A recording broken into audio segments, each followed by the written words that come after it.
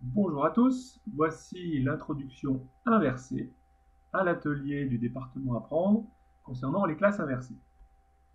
Nous aborderons brièvement l'historique du concept de classe inversée et nous ferons le point sur la recherche dans ce domaine. Les premières publications évoquant le concept de classe inversée sont par exemple celles d'Éric Mazur, L'instruction par les pairs, dans lequel il détaille les activités qu'il peut donner à ses étudiants en amphithéâtre lorsqu'il les fait discuter entre eux, résoudre des problèmes, et pour avoir suffisamment de temps pour résoudre ces problèmes, pour discuter en amphithéâtre, eh bien, il leur demande de lire un certain nombre de parties de cours avant d'arriver en classe. Donc, cette articulation distance, lecture des concepts et présence, discussion, résolution de problèmes, résolution de ce qu'il appelle des concepts tests,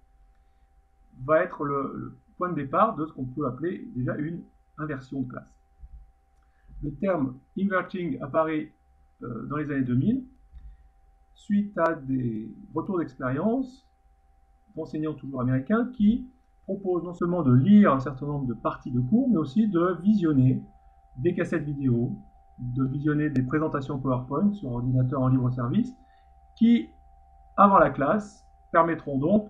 aux étudiants, lorsqu'ils reviennent dans l'amphi, de résoudre des problèmes, de débattre et d'avoir un certain nombre de questions à traiter pour réinvestir ces fameux concepts. Toujours en 2000, on retrouve John Baker qui va jusqu'à questionner la posture de l'enseignant, puisqu'effectivement, lorsque on a un classroom flip,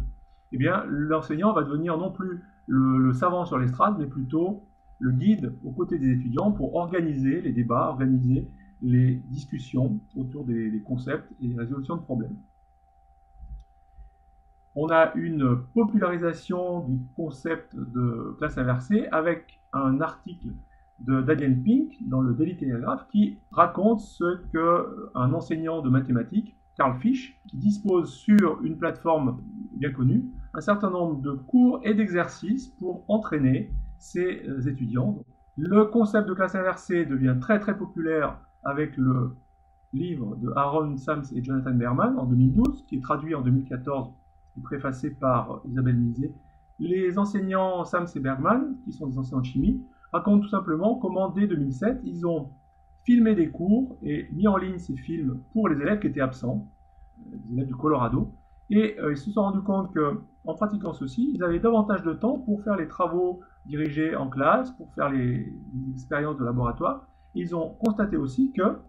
la consultation en ligne était très très forte, et notamment non seulement des absents au cours, mais aussi de ceux qui étaient présents, et puis d'autres internautes qui se connectaient à leur plateforme.